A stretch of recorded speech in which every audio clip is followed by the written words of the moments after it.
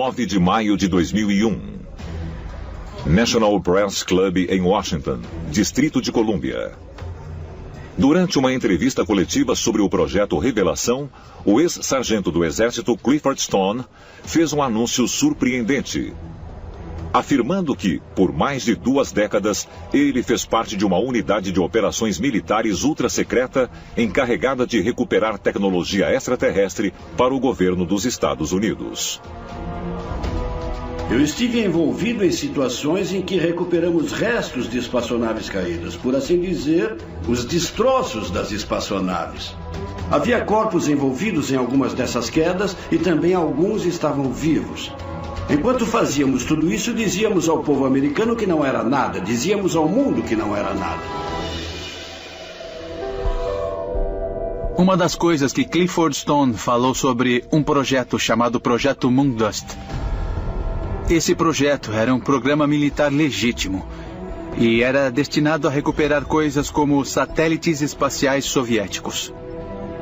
O pequeno número de documentos sobre Moondust que vieram à tona através da Lei de Liberdade de Informação fala que não eram apenas naves espaciais soviéticas, mas também OVNIs. E até usa o termo OVNIs nos documentos.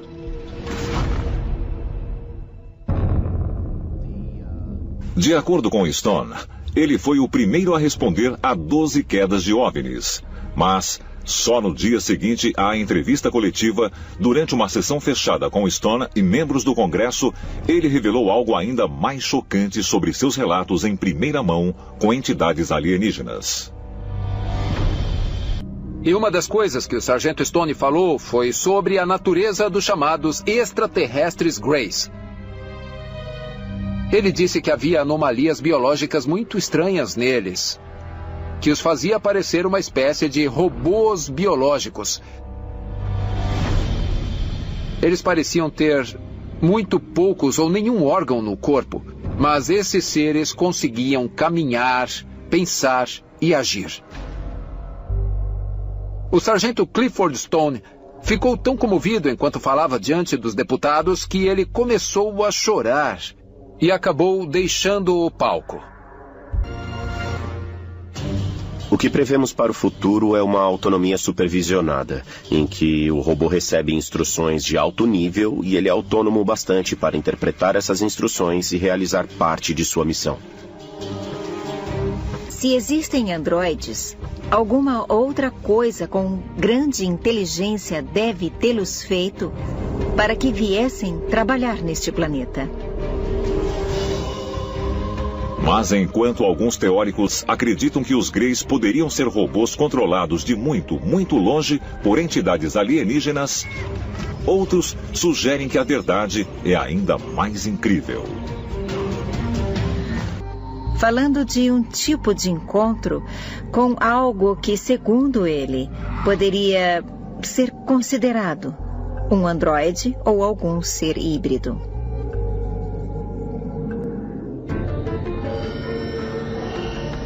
É possível que os chamados Greys, relatados por pessoas supostamente abduzidas, fossem robôs controlados de fora do nosso planeta? Em 2014, a revista online Motherboard publicou um artigo em que diversos filósofos e astrônomos especulavam que a forma de vida dominante no cosmo provavelmente eram os robôs superinteligentes. Os computadores vão assumir o lugar dos humanos. O futuro é assustador. Até mesmo Stephen Hawking e o fundador da Tesla Motors, Elon Musk, previram que as máquinas logo poderão ultrapassar e até substituir os humanos. Muitos cientistas e pensadores afirmaram que, no final, as máquinas vão dominar o mundo. Os computadores estão ficando mais rápidos e poderosos. Uma hora projetaremos máquinas que vão criar máquinas ainda melhores. Se forem mais espertas que nós, melhor tomar cuidado. No Instituto Internacional de Pesquisa Avançada de Telecomunicações, o Dr. Hiroshi Ishiguro e sua equipe desenvolvem uma série de robôs. seres humanos artificiais incrivelmente realistas, tanto em sua aparência como em suas expressões faciais. Quando estamos sentados, nunca paramos. Nossos olhos, a cabeça e o corpo estão sempre em movimento. Então, nós desenvolvemos um mecanismo para imitar esse movimento humano subconsciente. Esse robô faz parte da série Geminoid e foi projetado para ser idêntico ao seu criador. Mas o que o diferencia de outros robôs do mesmo tipo é o número de motores em miniatura, chamados atuadores, utilizados para simular a expressão humana.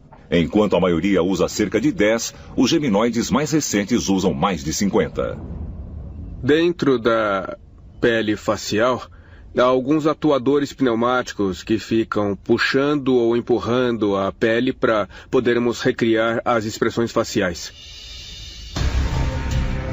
O robô é programado para imitar a melhor forma possível os movimentos que um humano faz quando está em repouso. Ele também pode ser operado remotamente.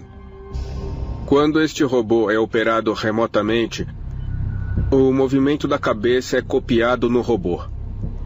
Além disso, quando o operador fala alguma coisa, o sistema analisa o que está sendo dito e gera automaticamente o movimento dos lábios. Enquanto os robôs geminoides se concentram principalmente em simular as expressões faciais, os engenheiros do Laboratório de Robótica Centrada no Ser Humano, da Universidade do Texas, desenvolveram um robô chamado Dreamer, que pode executar uma impressionante série de movimentos corporais. Fizemos o Dreamer ser mais parecido com uma pessoa através das expressões, das formas e das dimensões de um humano. E tornamos os movimentos muito mais parecidos com os dos humanos ao compreender e aprender com as pessoas. Então, o que torna único o movimento do Dreamer é o que chamamos de controle do corpo todo. O torso do Dreamer está apoiado sobre uma base com rodas. Mas um conjunto de pernas robóticas está sendo desenvolvido, o que tornará o Dreamer totalmente móvel em 2 anos. Na verdade, queremos que essas máquinas vivam 100 anos sem assistência, sem qualquer tipo de supervisão. Ao combinar as características realistas dos androides, como as desenvolvidas por Hiroshi Ishiguro, com a mobilidade de robôs, como o Dreamer, os cientistas acreditam que logo chegará uma época em que os seres humanos artificiais serão praticamente idênticos às pessoas reais. Nós vamos conseguir criar sistemas robóticos bem parecidos ao ser humano, a ponto de se tornarem quase indistintos, em movimento e na morfologia. As entidades que foram retratadas no filme Blade Runner, o caçador de androides, passavam por testes de Turing para tentar identificar os androides. Eu acho que, em princípio, poderíamos ter androides passando numa versão sofisticada do teste de Turing. Isso reforçaria a máquina a pensar reflexivamente sobre a própria consciência, o próprio passado, os próprios sentimentos. E eu acho que isso não é impossível de se fazer, e nesse caso, devemos considerar que são seres humanos. No século XXI, os robôs estão sendo programados para fazer tudo, de uma cirurgia a dirigir um carro. E os robôs humanoides rapidamente atingem um nível de sofisticação que acreditávamos existir apenas na ficção científica.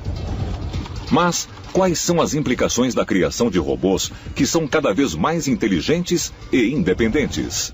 Se travasse uma guerra, a arma que um extraterrestre usaria consistiria de aparelhos mecânicos nanotecnológicos para acertar alvos muito específicos. De fato, essas armas existem hoje. Por que não mandar um inseto pequeno ou um besouro rastejante até uma zona de guerra para obter informações? É exatamente o que está acontecendo agora.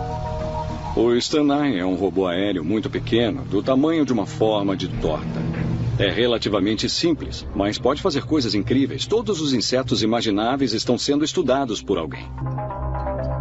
No momento, o menor robô inspirado no inseto que podemos fazer é do tamanho de um colibri, a partir da tecnologia que dominamos hoje. A força motriz deles é energia armazenada. E não temos uma bateria que armazene energia suficiente. Mas vamos chegar lá.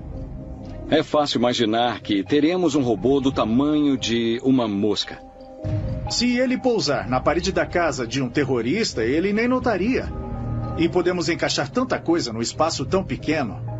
Manter o peso baixo, podemos lhe dar asas. E uma pessoa leiga só tentaria espantá-lo.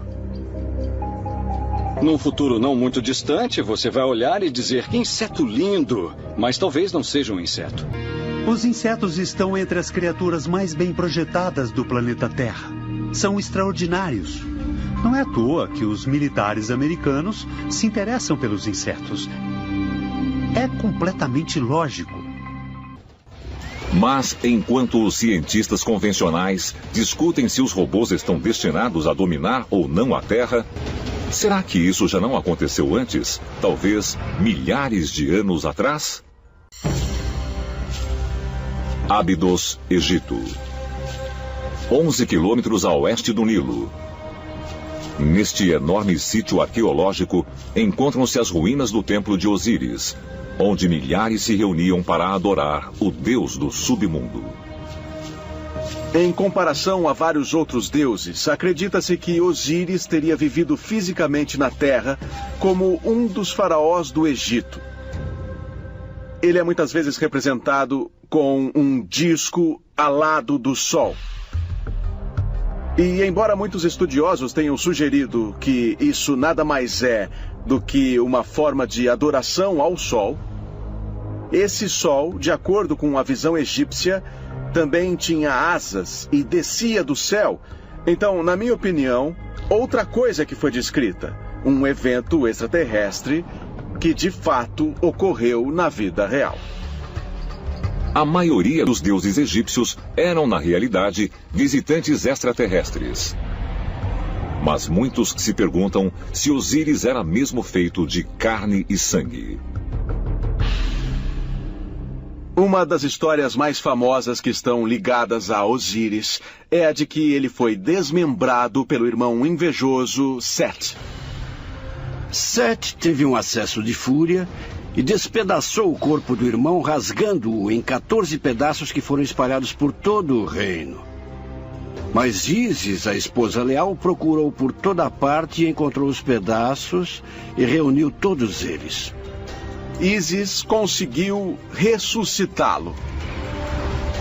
Mas quando eu escuto uma história como essa, que um ser é desmembrado e então alguém reúne os pedaços e consegue milagrosamente ressuscitá-lo, eu tenho que fazer essa pergunta. É possível que Osíris não fosse uma entidade biológica, mas talvez algum tipo de máquina ou robô?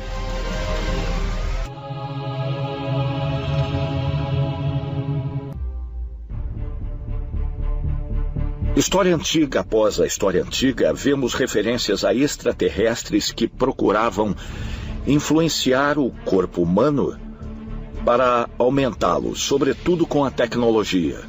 Os extraterrestres estariam observando a humanidade há milhares de anos e nos trouxeram até este ponto porque querem que nós tenhamos uma tecnologia avançada e também nos tornássemos a própria tecnologia, até que estejamos prontos para ser como eles. Temos que nos perguntar se isso pode fazer parte de um plano extraterrestre para influenciar a humanidade através da implantação de tecnologia no corpo humano.